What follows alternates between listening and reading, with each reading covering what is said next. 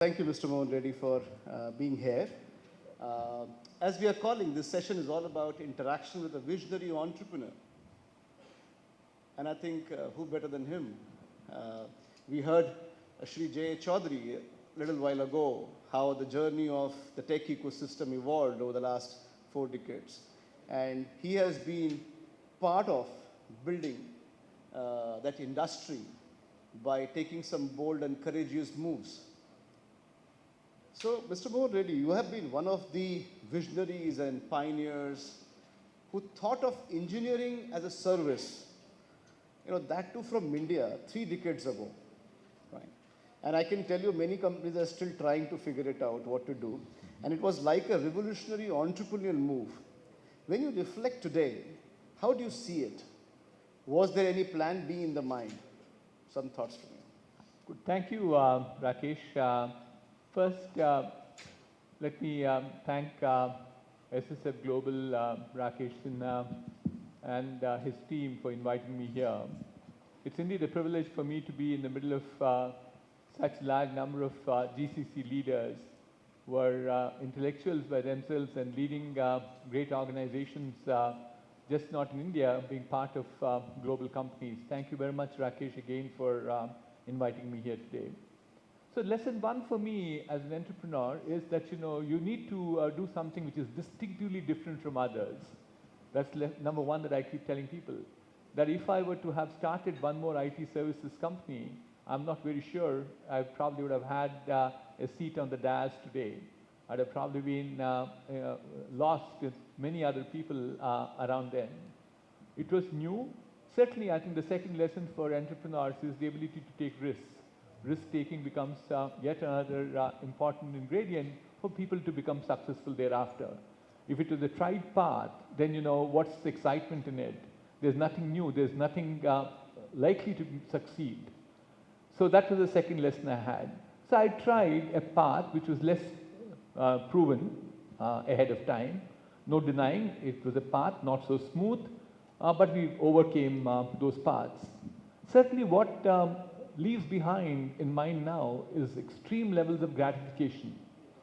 Just not building a company like what I have today. I have a company which is about 18,000 people strong, a revenue of about $900 million, a market cap of about $2 to $3 billion, depending upon which way the Western world is looking at India. But leaving that apart, more importantly, I had the opportunity of providing leadership to a new category called ER&D services, which was never heard about 32 years back.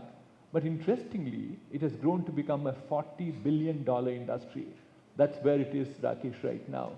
And it seems to be the fastest growing industry segment within the broad purview of IT services. To your question, Rakesh, about did I have a plan B, that's my third lesson to entrepreneurs. There's nothing called plan B for a startup. If you have a plan B, then your conviction for plan A is not 100%.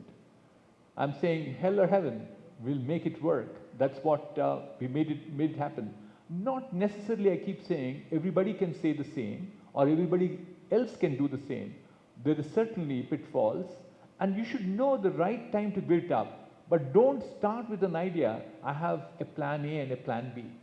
So therefore, my conviction to my plan A made me successful to be where I am today. So nice, very well articulated.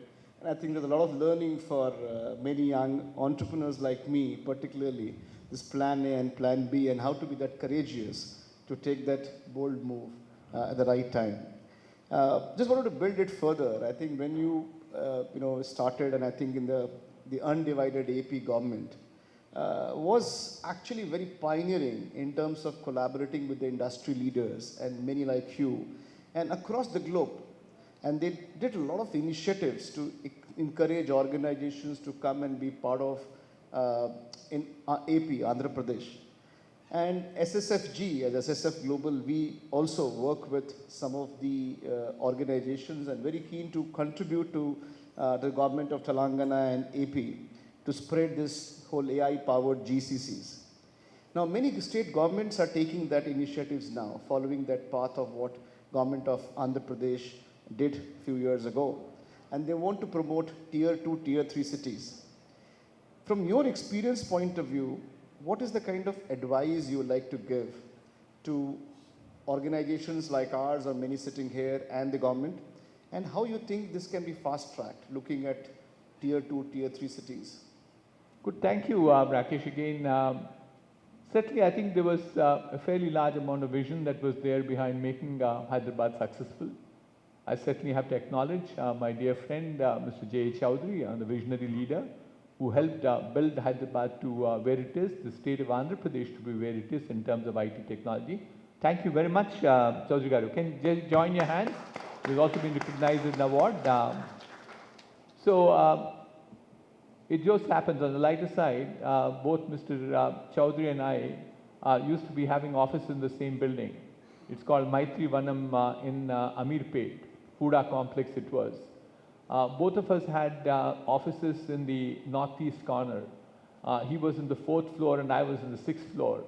So everybody used to think that both became successful, not because of their efforts, but because of the vastu that was there in the northeast corner of the building. But that's on the lighter side, but it definitely meant enormous amount of effort to be where we are at this point of time. But to the point that you made, Rakesh, about tier 2 and tier 3 towns, I've been an early adopter of tier 2 towns, far ahead of many others. Hindsight tells me maybe I was a little more ahead of than actually it should have been. 15 years back, I went and opened a center in Kakinada. Kakinada is a small town in the east coast of Andhra Pradesh. I had some connectivity to it, and more importantly, there was a fairly strong political push, and we said everything was working out together, and we went ahead and opened that. We grew it. You can't believe it, to 1,000 people at one point of time. We're now down to about 300 to 400 of them, but it was 1,000 people facility that we had. But then I think, we have several learnings that came out of it. It is not what is the big incentive the government gave to us is primarily saying that we'll give you free land. So I got about 5 acres of 10 acres of land, which I don't feel good at this point of time because it's right now surrendered on one side by an auto nagar, which is a tinkering place for all the accident vehicles. On the other side, it's lush green paddy crop. So there is fairly large amount of challenges we have in terms of subsoil sinking constantly by a few inches every year. That's what is happening to that particular facility. But leaving apart, incentive could be one that the government gave. But the rest of it is something which was challenging for us, because the rest of the infrastructure which comes to in tier 2, tier 3 towns then, and even now to a certain extent, is something which we need to address. There are issues relating to schools. There are schools for children, especially for the middle-level managers. There are challenges associated with the healthcare facilities for aging parents, again, whether it's the, not so much so the young engineers, but for the middle-level managers. But more importantly, the social pressure that came on the younger engineers. One of the things that I keep telling people is that attrition levels at one point of time were also something which was out of the whack. They were not even in line with cities like Hyderabad or Bangalore, even more than that. And we went back to find out what the reason were. The moment they got experience, they were all now enamored to go to the larger cities like Hyderabad and Bangalore.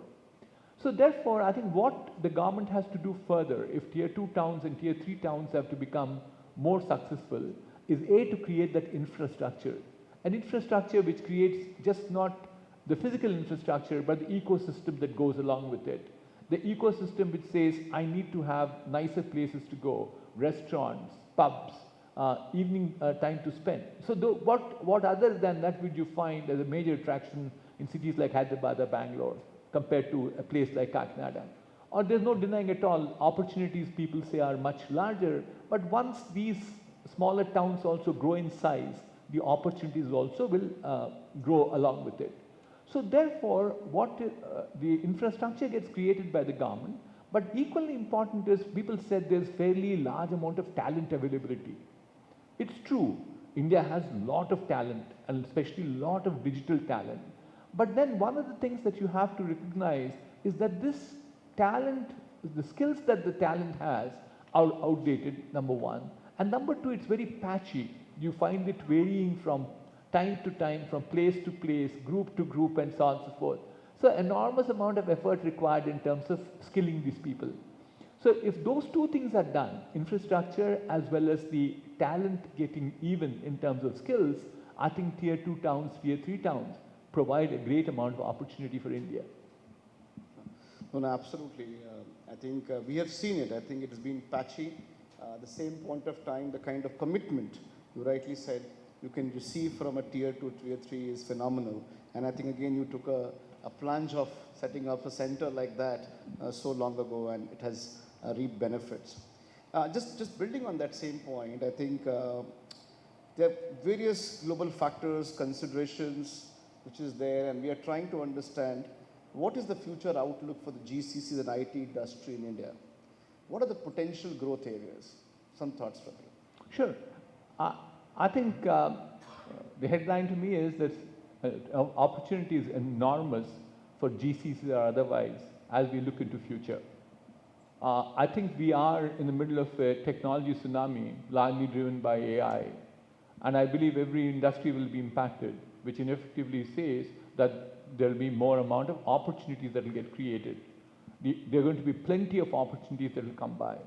So it is absolutely true with GCCs too. The other thing I like to call out and acknowledge all the leaders who are here, and I feel very proud about it, the type of transformation you have done to the GCCs itself. I'm sure Mr. J.H. Chowdhury will agree with me that the GCCs of the previous era were far different from what you people have with you. Mostly it was BPO, business process outsourcing, or subsequently called as BPM, doing back office work, call centers, transcripts, and so on and so forth. But whereas I've walked into a few of them in the recent past, I felt very, very pleased about it that they all have become innovation centers. They are at the leading edge of technology at this point of time. So given that they are focusing on innovation at this point of time, they are at this point of time focusing more in terms of product development, doing more amount of intellectual property generation from India. I think the future for GCCs looks extremely bright. And it continues to be, India has, people talk about demographic dividend. It's not demographic dividend of one time, it is continuous.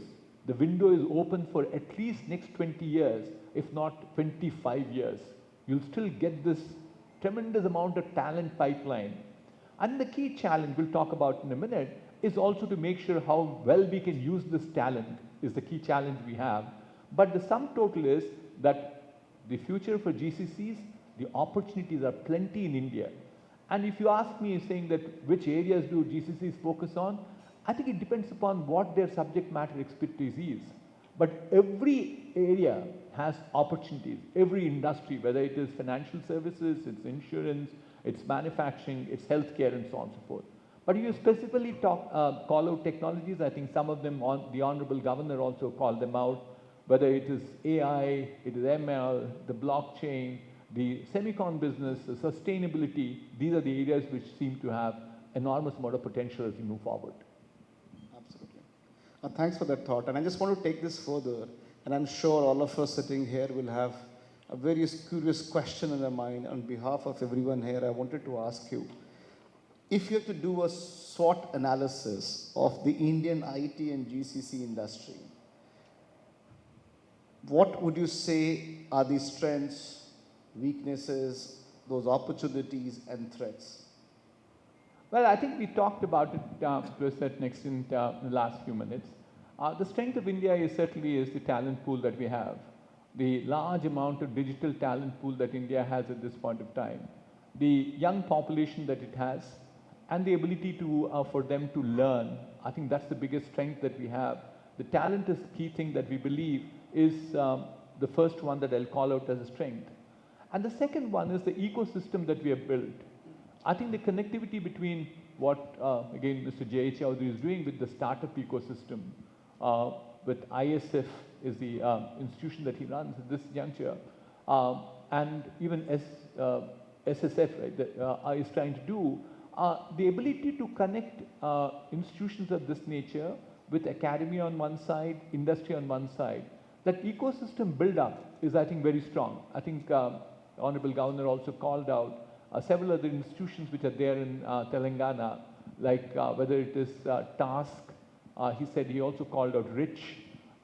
These are some of the institutions which certainly help us in terms of moving this momentum in innovation that I believe is the strength that we have. And certainly the third one that I also will call out is that there's a fairly large amount of global thrust.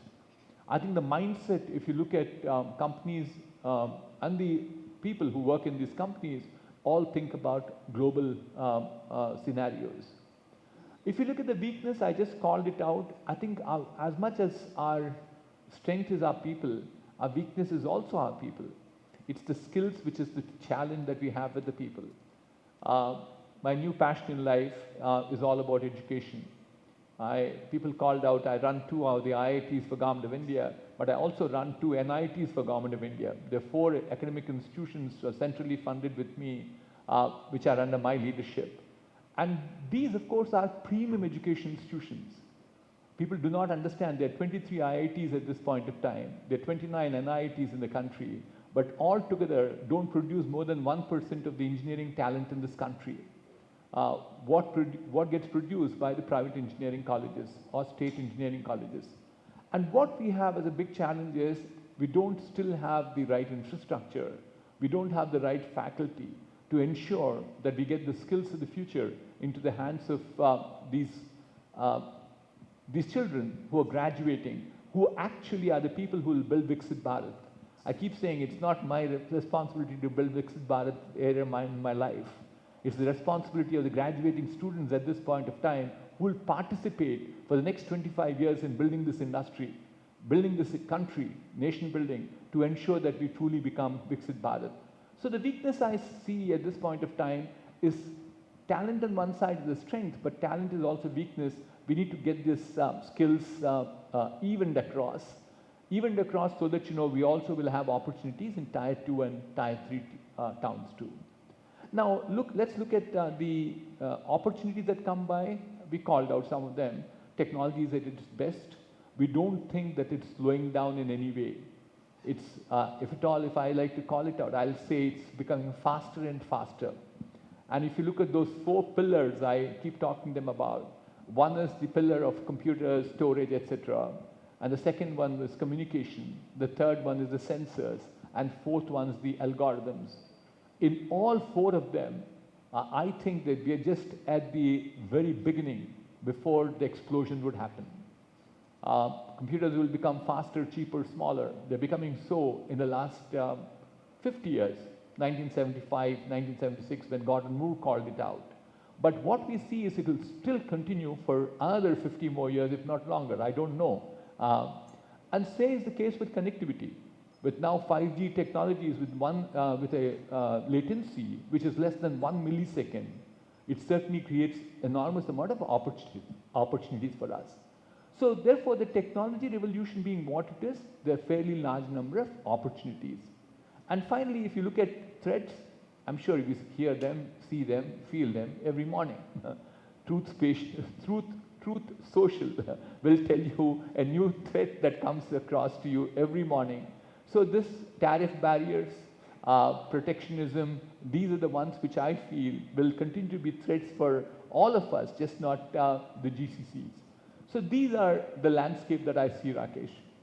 I think very well articulated this strength, weakness, opportunities and threat. And I think many of us would like to take some of these back to our own organizations to really see how we can work on those opportunities and at the same time try to respond to some of these weaknesses. And you rightly talked about, I think there's 1.6 million engineers produced every year, and they're not all from NITs and IITs. I think there's a huge contrast we can see from that point of view. So talent is a strength and a weakness as well. And I think there's a lot of contribution needs to go there very clearly. Just wanted to take a view from you in terms of there's a handful of leaders sitting here. They all are representing large global capability centers, working with large global organizations, different complexities, different challenges. And we, as a leader, we have an onus to even keep the flag high by saying India is a GCC capital.